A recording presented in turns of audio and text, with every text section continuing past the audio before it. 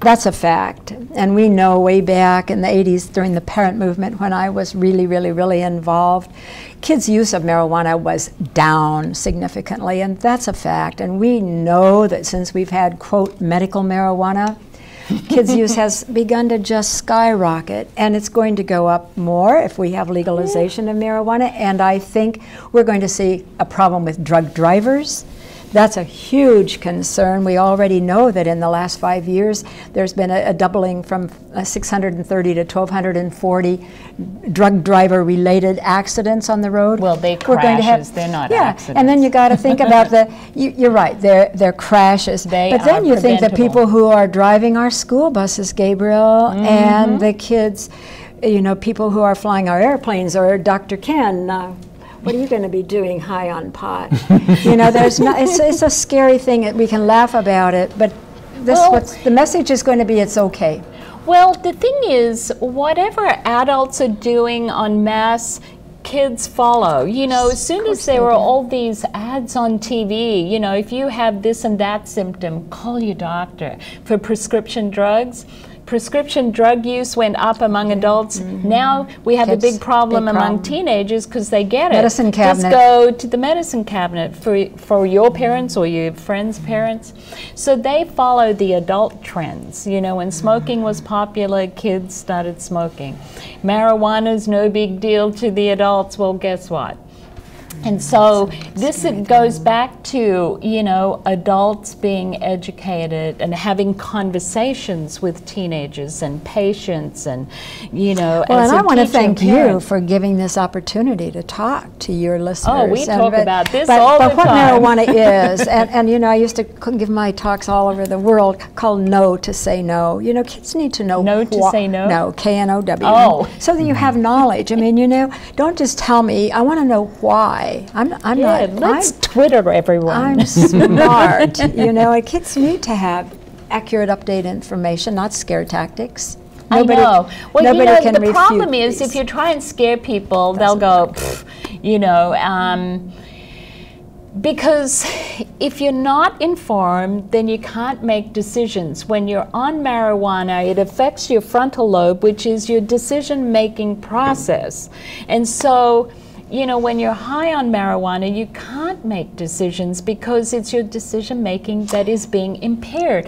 So how do you get that across to people? And that's the driver. Very interesting. That's when the driver, importance of the driver who's been smoking pot is really concerned. I remember when I was working on legislation in Sacramento, an airline pilot, and this was years ago, an airline pilot was smoking one joint, and I don't even know what the THC concentration was, but it was low.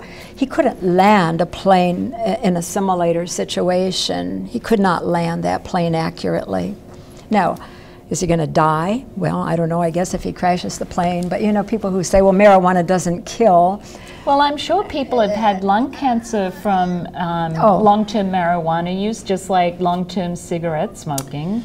Yeah, and that's one of the things that it'll take years to know about, but I think you're right, it is inevitable. And I think the decision-making in the frontal lobes is certainly part of the problem because it's subtle. It's not obvious impairment. It's subtle. It's not like methamphetamine, yeah, you know, which is, you know, very obvious. Yeah. And people have strong attitudes to methamphetamine, but marijuana has sort of crept into the culture. Yeah. Like it did back in the 60s. It disappeared and has come back. It's very interesting.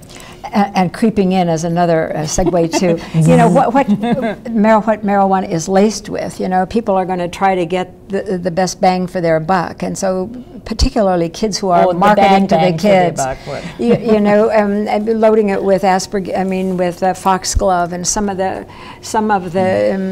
weeds that are available. Our pediatrician, when we were again 30 years ago working on this in our community, he said by drug dealers to make it more addictive. And a kid who died. I mean, again, I don't know that he did, but it was the foxglove, isn't it? Is the source of digitalis, cardiac arrest, and the kid was just about gone. And this again, he was innocent, just about a little baggie of weed. Right. And it's a scary thing, Gabriel. So right now, doctors are prescribing marijuana cards. So what is that about? You can't prescribe it. As far as I know, it is possible for a doctor to make a recommendation to a patient and put that in writing, and then the patient a recommendation can go to that's a not a club. prescription? You No. can't prescribe. Ah, so there's a difference.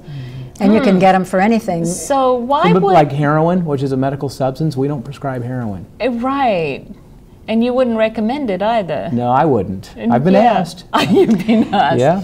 So that's interesting. So Anybody can get one, Gabriel, for anything. You know, we've had people go through the pot clubs, I call them, you know, saying they need it for, or they go on a recommendation for their toenail fungus. This is a fact. Anybody can get a recommendation for $59 for a 215 card, sometimes, and then you can get a refund on it, and a what do you get? A second one, whatever that's a refill for $49. Right. It's a well. The thing is, joke. you know, obviously, there's plenty of marijuana, and people are getting it wherever they can.